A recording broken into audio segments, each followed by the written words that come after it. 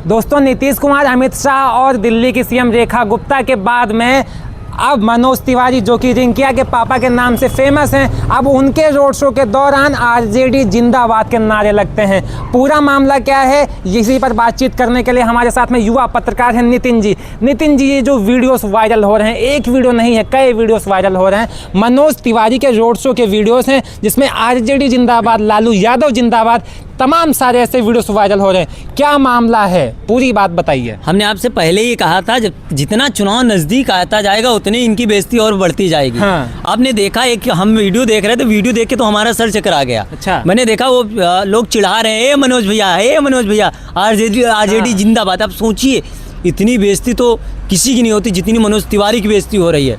उसके बाद दूसरी सभा में फिर जाते हैं, हाँ। रिंकिया के पापा आरजेडी जिंदाबाद, आरजेडी जिंदाबाद। फिर तीसरी सभा में पहुंचते हैं, वहाँ पर तो पब्लिक दौड़ा लेती है, हद खत्म हो जाती। भारतीय जनता पार्टी के नेताओं की बेइज्जती करते हैं, क्योंकि हम लोग पहले भी चर्चा किए किस तरीके से इनके विधायक पीटे जाते हैं, टांग के फेंक दिए जाते हैं, गो बैक के नारे लग जाते हैं। उसके बाद अब मनोज तिवारी, जो बहुत बड़े अपने आप को वो बीजेपी का बड़ा लीडर समझते हैं, वो गए। उनकी हालत क्या है आपने देखा होगा।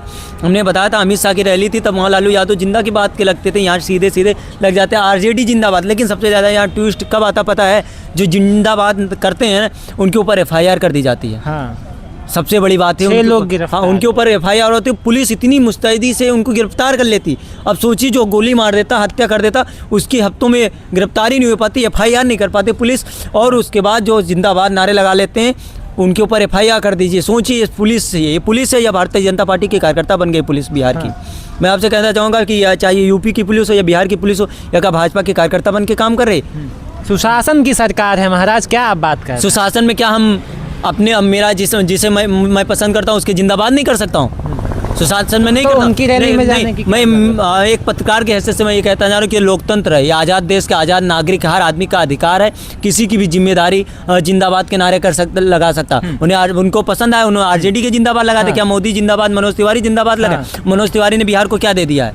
क्या दे दिया बिहार को? तो उनके ऊपर जिंदाबाद के नारे लगाए। गुस्सा इस बात पे आती है कि स्टार प्रचारक हैं, वहाँ पर रैली करने गए हैं, वहाँ पर प्रचार करने के लिए गए हैं। लेकिन नितिन जी, एक सवाल यहाँ पर बीच में ये खड़ा हो जाता है कि जिन लोगों ने नारा लगाया है, अगर आप देखेंगे तो बीजेपी के ही लोग हैं, लेकिन उनके ऊपर अब बीजेपी की तरफ से एलिगेशन लगाया जा रहा है कि आरजेडी ने ये सब लगवाया है। इसके पीछे का क्या मामला हो सकता है? मैंने आपसे क्या कहा था, भारतीय जनता पार्टी चुनाव जीतने के लिए कुछ भी करवा सकती, चाहे वो हत्या क्यों ना हो। चाहे आपने देखा होगा कि ये तो बड़ी बात है, किस तरीके से हत्या भी हुई है।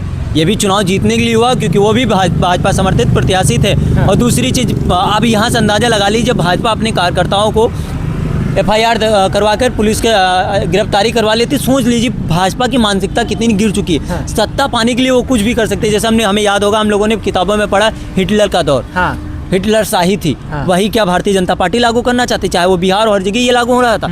ये चल क्या रहा है? लोकतंत्र है, संविधान है, और संविधान में हम अपनी व्यक्ति की जिंदाबाद नहीं। और दूसरी चीज़ मैं फिर कहना चाहता हूँ, मैंने जिंदाबाद के नारे लगाए हैं ना, आप आरजेडी के ऊपर आरोप लगा रहे हैं। हाँ। आप कांग्रेस के ऊपर आरोप लगा रहे हैं। आप ये नहीं कह सकते मैंने विकास पे वोट मांगा। आप मांगी ना, भारतीय जनता पार्टी की हैसियत तो मांगी हमने, ये विकास किया हमने, हमें वोट दीजिए। मांगिए कि हमने इतनी नौकरियां दी, हमें वोट दीजिए। मांगिए हमने पलायन रोका, हमें वोट दीजिए। मांगिए हमने अच्छी सड़कें बनवाई, हमें वोट दीजिए। मांगिए हमने अच्छी शिक्षा दी, हमें वोट दीजिए। लेकिन नहीं, इन्होंने काम किया नहीं है। हाँ। तो फिर क्या होगा? ये वोट मांगेंगे तो सिर्फ मंदिर मस्जिद राम भक्ति इस पे मांगेंगे। और यही कारण है कि जनता बौखला चुकी है। जनता भी नेता के साथ जाता, अब जनता भी बौखला गई, क्योंकि उसे पता है मुझे कुछ मिला ही नहीं है। ज़्यादा से ज़्यादा क्या हो, बेईमानी सरकार बनेंगे, फिर 5 साल लेंगे, फिर 5 साल बाद मौका मिले। इसीलिए वो इनके नेताओं को लगातार दौड़ा रही। क्योंकि मैं जिस दिन से चुनाव का ऐलान हुआ, उस दिन से 50 वीडियो ऐसी आ चुकी जहाँ पर भारतीय जनता पार्टी के नेता कहीं पीटे गए, कहीं खदेड़े गए, या उनके सभा में आरजेडी या अखिलेश यादव या लालू यादव जिंदाबाद के नारे लगे हैं। सवाल ये उठता है कि अगर लालू यादव जिंदाबाद के नारे लगाने तो आप लगाइए, बीजेपी रोक नहीं रही है। लेकिन बीजेपी के ही लोग अगर लगाएं, वो भी तब जब उन्हीं का रोड शो चल रहा है। मनोज तिवारी जैसा बड़ा नेता, बड़ा अभिनेता, उनके रोड शो में इस तरीके से नारे लगाने की क्या जरूरत है? आपने जिस तरीके से भारी भरकम आवाज से कहा बड़ा नेता, हाँ, बड़े अभिनेता भी हैं नहीं, भाई, बड़े सुपरस्टार अभिनेता हैं वो भोजपुरी के। इनको बड़ा बनाने वाली वही जनता, बिहार की जनता है। चाहे वो हाँ। नेता बनाने वाली हो या अभिनेता बनाने वाली वही जनता है, तभी आज इतना बड़े बड़े बन गए हैं। हाँ। ठीक है। और लालू यादव बात जिंदाबाद करे, जो लोग भाजपा के लगाएं कहीं ना कहीं वो भी लालू यादव की पिछड़े समाज से होंगे। लालू यादव ने उनको भी बोलने बैठने का अधिकार दिया होगा। उनको भी लग रहा होगा कि भारतीय जनता पार्टी हमें कुछ नहीं दे रही। 20 साल से वहाँ एनडीए गठबंधन की सरकार है, हमारे बच्चे के पास रोजगार नहीं, खाने का पैसा नहीं, पढ़ने की शिक्षा नहीं, तो उनके अंदर भी ये गुस्सा भरा होगा। क्या यही कारण हो सकता है हाँ। कि उनकी रैली में वो बताना चाह रहे हैं हम 20 साल से आपका झंडा धो रहे हैं, लेकिन आपने हमें क्या दिया है। हाँ। इसलिए आज हम फिर उसी जंगल राज की तरफ, जिसको आप जंगल राज का सरताज कहते हैं, हम उसी की तरफ जा रहे हैं, क्योंकि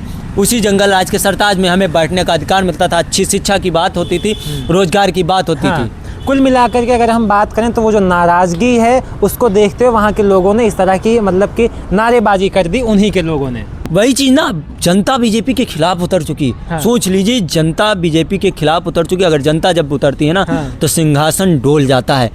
कितना भी मजबूत स्तंभ हो, कितने भी मजबूत पिलर हो, वो बिल्डिंग गिर जाती है जब नीचे की नींव कमज़ोर हो जाती है। और जनता नींव बनने का काम कर रही है।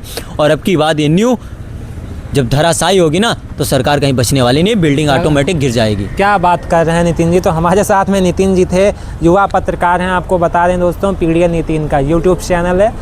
इन्होंने अपना पूरा बात रखा है कि किस तरीके से वहाँ पर जो पूरा मामला हुआ है मनोज तिवारी को लेकर के। फिलहाल आप इस पूरे मामले पर क्या सोचते हैं, अपनी राय कमेंट में ज़रूर दीजिएगा। इस वीडियो में इतना ही। नमस्कार।